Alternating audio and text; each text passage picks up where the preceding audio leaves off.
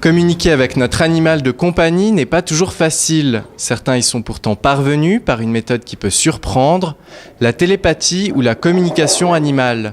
Venue des États-Unis, cette pratique fait des émules en Suisse romande. Reportage de Fabien Grenon et Jessica Richard.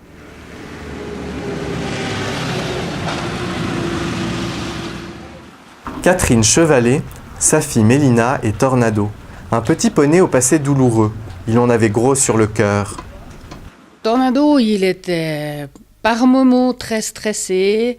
On s'était rendu compte qu'il y avait certainement des choses dans son passé qui faisaient qu'il avait de la peine à être détendu, à être heureux, à être bien dans sa peau. Avec la communication, j'ai compris que ces coups de stress étaient dus à son passé et que ça le remettait dans une situation qu'il avait vécue.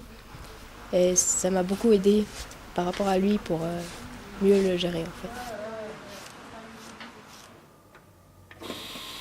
Celle qui a permis à Tornado d'être à nouveau bien dans sa peau, c'est Valérie Lebon. De son domicile lausannois, elle propose des séances de communication à distance.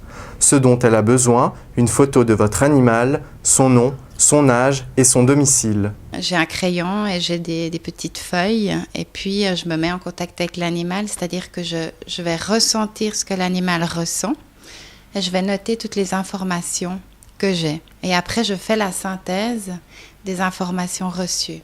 Pour la jeune femme, pas de transe ni de délire mystique, mais une méthode proche de la méditation zen, un état qui lui permet de ressentir des mots, des sons, des images et même des odeurs. C'est lors de l'une de ces séances que Valérie a perçu le mal-être de Tornado. J'ai ressenti en premier lieu de la tristesse, et, de l'angoisse et du stress.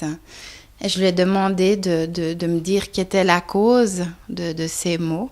Et puis là, on est parti dans son passé où justement, il a eu des mauvais traitements, pas dans le sens où il a été battu ou tapé, mais il a été négligé, on s'est moqué de lui. Des révélations qui ont directement fait écho chez les Chevalets. On a eu des réponses qui nous ont assez scotchés, comme si le fait d'avoir pu communiquer, ça lui avait aidé à vider son sac, à tirer un trait un peu sur quelque chose de négatif et de repartir dans une meilleure vie. Cette expérience plus que convaincante aura eu raison des premiers doutes de Catherine. J'étais pas du tout dans la médiumnité ou des choses qui sont déjà un peu proches de la télépathie. Avec les expériences que j'ai faites, je suis convaincue qu'effectivement les animaux ont communiqué. Si Tornado a livré ses secrets, qu'en est-il des autres animaux ? Singes, lions, paons et autres marsupiaux auraient également quelque chose à nous raconter. France Peria, une pionnière de la télépathie animale en Suisse, organise régulièrement des workshops au zoo de Servillon. Tout un chacun peut y participer pour 130 francs la journée. Il semblerait justement qu'un des pensionnaires du zoo ait une confidence à nous faire. Avec le tigre qui est à côté, on peut ressentir beaucoup de bien-être. Ce tigre adore le froid particulièrement, et puis le matin, avant que les personnes commencent à arriver, c'est très agréable pour lui. Là, il est plein de curiosité, on sent beaucoup de curiosité, c'est pour ça qu'il est juste à côté de nous puis qu'il écoute la conversation. Et je pense qu'il me reprendra si jamais je dis des bêtises. Pour parler au tigre, aucun don particulier n'est requis. La télépathie, c'est le premier mode de communication qu'on a à la naissance. C'est comme ça qu'on communique avec ses parents. Donc, par des pleurs, des cris, on va attirer leur attention. Mais télépathiquement, on va leur dire « j'ai faim, j'ai froid, j'ai soif ». Donc, c'est vraiment un mode de communication qu'on a tous utilisé dans notre vie. La télépathie animale fait de plus en plus parler d'elle en Suisse romande. On recense actuellement une vingtaine de praticiens rien que pour le canton de Vaud. Un engouement que tempère le milieu académique. Provenant d'une formation plutôt scientifique, je reste un petit peu sceptique. Je suis tout à fait ouvert, je suis prêt à me renseigner, à observer les choses.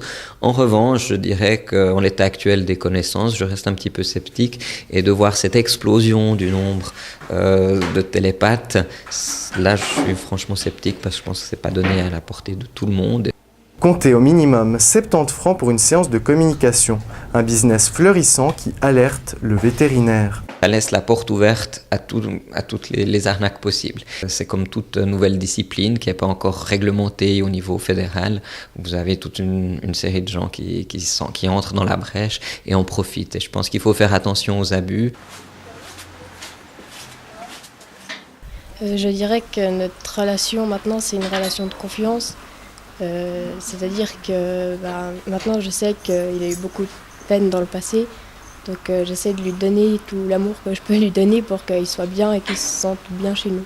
À la Société vaudoise des vétérinaires, on réfléchit à inscrire ces praticiens d'un nouveau genre sur une liste officielle. Au final, qu'on y croit ou pas, Mélina a retrouvé l'harmonie avec son poney.